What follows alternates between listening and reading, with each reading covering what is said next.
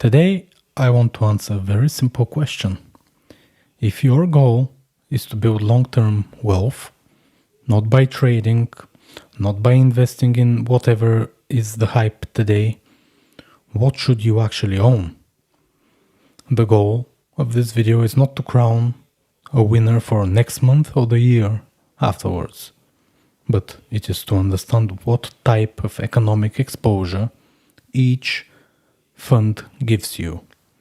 And I would like to start with the S&P 500. If you own this, you're betting on economic growth, productivity, and profits over multiple decades. And historically, it has compounded really well and steadily. So it doesn't grow the fastest, nor does it drop the fastest. But it survives wars, recessions, crises, and you name it. So for most people, this alone works. But it is also very diversified. And I know this sounded like a negative connotation, but in my opinion, it is. So this means being diversified means that it will never be aggressively exposed to the fastest growing tech. You can think about it as S&P 500 is stability first and growth is the second. So for the next one, I want to look at Nasdaq. Okay, very interesting feature on my laptop then, so cool. Wow. Okay, text to speech. Well, speech to text rather. But yeah, let's look at Nasdaq. So this is QQQ Nasdaq 100. This has only 100 companies, not the 500 as the S&P does rather. And this one concentrates on large tech and growth companies. So it will obviously include Apple, Microsoft, Google, Amazon, and all that good stuff. It also holds consumer companies such as Costco or Walmart. Now, we can see obviously that compared against the S&P, which is lovely, it grows faster. But we can see it has even bigger drawdowns. And we can see that through the drawdown. Look, when the S&P, which is purple, when it drops by here 25%, the Nasdaq dropped by 35%. So that is a massive divergence. But when tech phases, so when the S&P drops, obviously, we can see that Nasdaq drops even more. So that's a reason why it also goes up more, because volatility is not something that we should be afraid of, especially if you add funds every month or quarterly basis and so on. So the reason that Nasdaq works long term is very simple. Technology increases productivity, which in turn drives profits, which gives us a win-win situation. So you would have had over 1,000%, well, 1,200% from 2010 versus the 500% in the S&P 500. But, and the big hairy but is here, the QQQs, it's mostly software companies, platforms, and consumer tech, which is great. But here is where, oh no.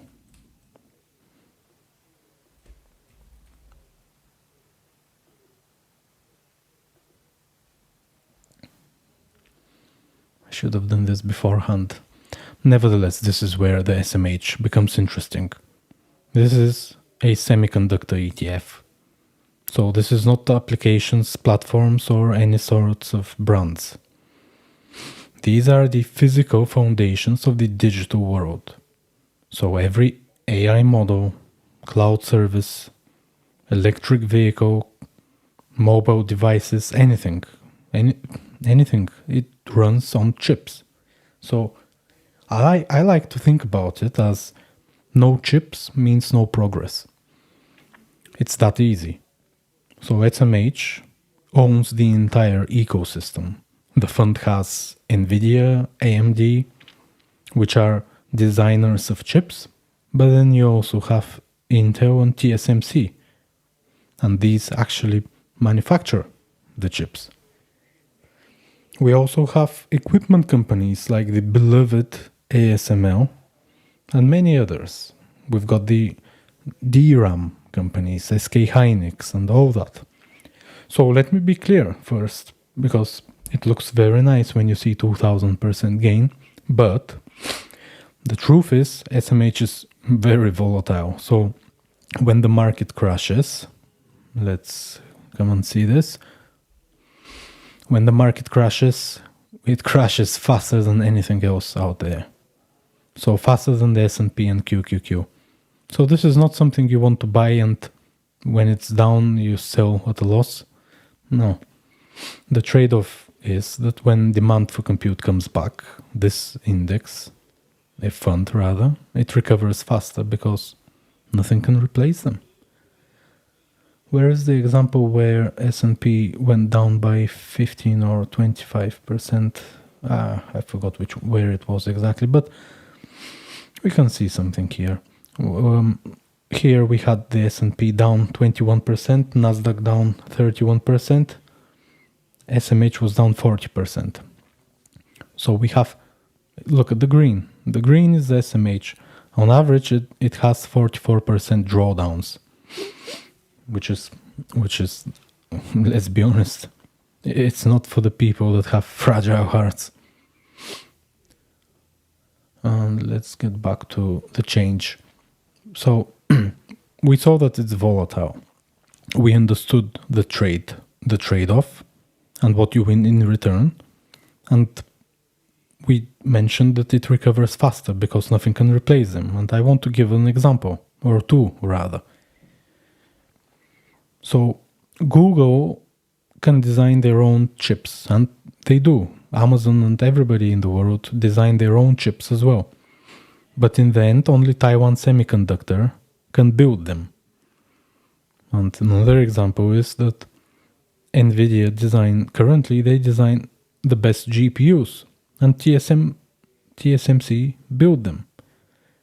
But once they are built, all the hyperscalers buy them. So you will have Microsoft, Amazon, Google, Meta buy them.